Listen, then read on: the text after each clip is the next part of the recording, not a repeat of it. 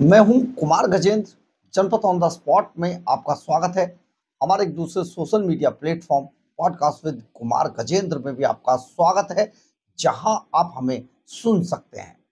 वो कहते हैं ना, किसी का दूसरे का घर जलाने निकलोगे तो हाथ अपने भी जलेंगे। तो ये कहावत पंजाब के ऊपर बिल्कुल फिट बैठती है। दरअसल है क्या, पंजाब में लंबे समय से किसानों के नाम पर जिस तरीके से बवाल किया जा रहा था और बाद में इसी किसान आंदोलन को आगे बढ़ाया गया, बहुत सारे लोग यानी कि गुरपतवंत सिंह पन्नू जैसे आतंकवादियों के भी इसमें शामिल होने की और समर्थन करने की बात सामने आई। वारिस पंजाब दे, ये सब चीजें जो इकट्ठी होकर पंजाब से निकालकर इन्हें दिल्ली तक लाया गया और दिल्ली के बॉर्डरों पर 2 साल तक लगातार जिस तरीके का हंगामा बवाल काटा गया, वो किसी से छिपा हुआ नहीं है। हालांकि कोरोना काल में भी इसको ऐसे ही एज इट इज जारी रखा गया। मैं खुद उसकी कवरेज के लिए हर रोज सिंधु बॉर्डर पर जाता था। लेकिन सबसे बड़ी बात, आखिर इसको हवा दे कौन रहा था? जो लोग हवा दे रहे थे, जो लोग कहते थे किसान अन्नदाता है, और किसानों को देखिए कैसे अन्नदाता जो सबको अन्न देता है, भोजन देता है, उसको कैसे परेशान किया। बाद में जब वही लोग पंजाब की सत्ता में आ गए और पंजाब की सत्ता में आकर जिस तरीके से उन्होंने इन्हीं किसानों को दौड़ा दौड़ा कर मारा, और दौड़ा दौड़ा कर मारने के बाद शंभू बॉर्डर पे, सिंघौली बॉर्डर पर इनको लूटा, ट्रॉली चोर तक का नाम, इनको लुटेरे तक का नाम दे दिया गया।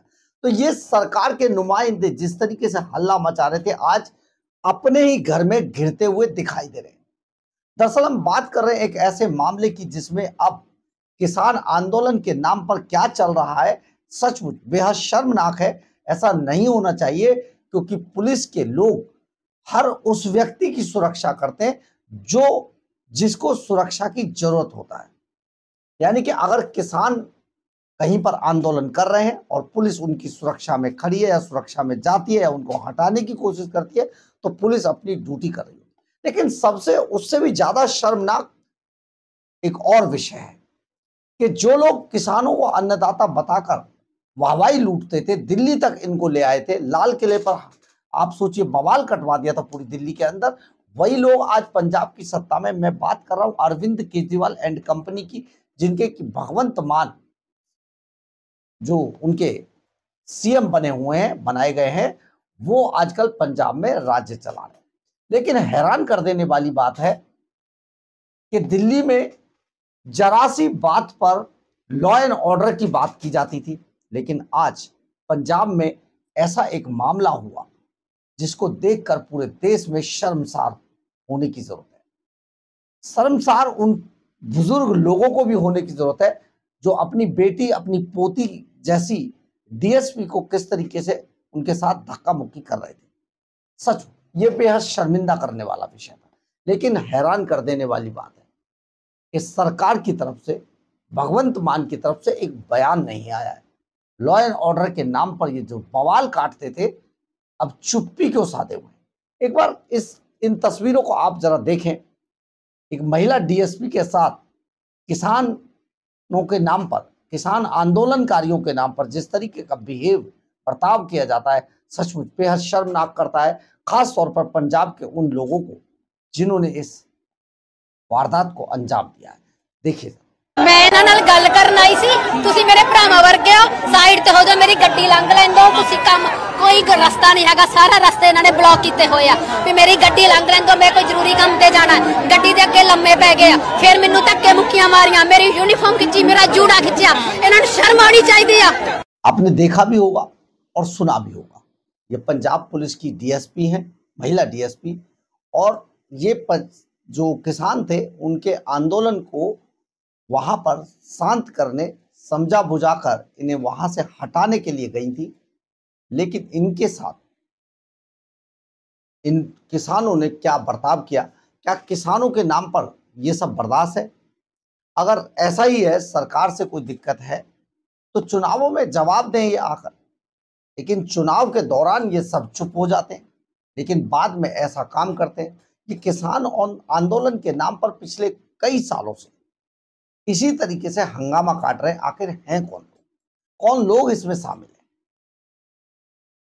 लेकिन हैरान कर देने वाली बात यह है, जब कुछ दूसरे लोगों के पक्ष में होता है तो वो सपोर्ट में आते हैं, जब उनके सब पक्ष में नहीं होता है तो वो इसके विरोध में खड़े हो जाते हैं।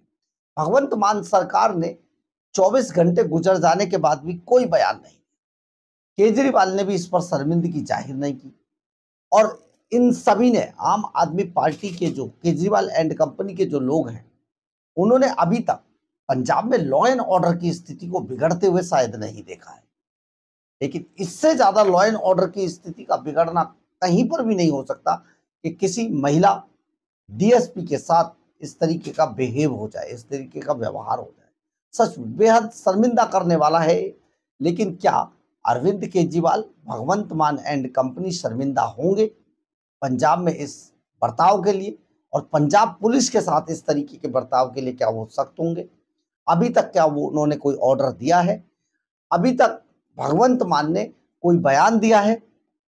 बार बार हर छोटी छोटी बात पर रेखा गुप्ता ने दिल्ली के अंदर किधर को हाथ किया, कहां पर उन्होंने इशारा किया, किसको क्या कहा, इस हर बात पर प्रधानमंत्री नरेंद्र मोदी कैसे एयरपोर्ट पहुंचे, कहां तक पहुंचे, इस पर लगातार, मतलब आप सोचिए कि जो एक्सपोस्ट है उस पर लगातार करते रहते, लेकिन इस पर चुप्पी साधे हुए 24 घंटे से ज्यादा का समय गुजर गया। रुआसी डीएसपी ने जिस तरीके से अपनी पूरी बात बताई है और जिस हिम्मत से इन सभी का सामना किया है, ये सचमुच काबिल तारीफ है। लेकिन पंजाब सरकार को तो कम से कम, और पंजाब पुलिस को भी कम से कम इस पर शर्मिंदा तो जरूर होना चाहिए, क्योंकि एक महिला डीएसपी के साथ ऐसा बर्ताव और अभी तक एक भी आरोपी की गिरफ्तारी ना होना दर्शाता है कि पंजाब पुलिस कितने दबाव में काम करती है। ये लोग जहां पर भी जाते हैं पुलिस को इसीलिए मांगते हैं ताकि उनको दबाव में लिया जा सके। सचमुच बेहद शर्मिंदा करने वाला वाकया है। लेकिन पंजाब में अब लॉ एंड ऑर्डर की स्थिति बिगड़ती हुई किसी को दिखाई नहीं दे रही है, और कोई अभी तक केजरीवाल एंड कंपनी की तरफ से कोई बयान ना आना ये शर्मिंदा करता है पूरे देश को। महिलाओं को सोचना चाहिए कि महिलाओं की सुरक्षा का वादा करने वाले अरविंद केजरीवाल एंड कंपनी के लोग किस तरीके से महिलाओं की सुरक्षा कर पाते हैं। बहरहाल, अगर आपको हमारी ये खबर अच्छी लगे तो आप इसे लाइक, सब्सक्राइब और शेयर जरूर करें। कमेंट्स बॉक्स में अपनी राय जरूर लिखें, इससे हमें बहुत बहुत बहुत ऊर्जा मिलती है। जय हिंद, जय भारत।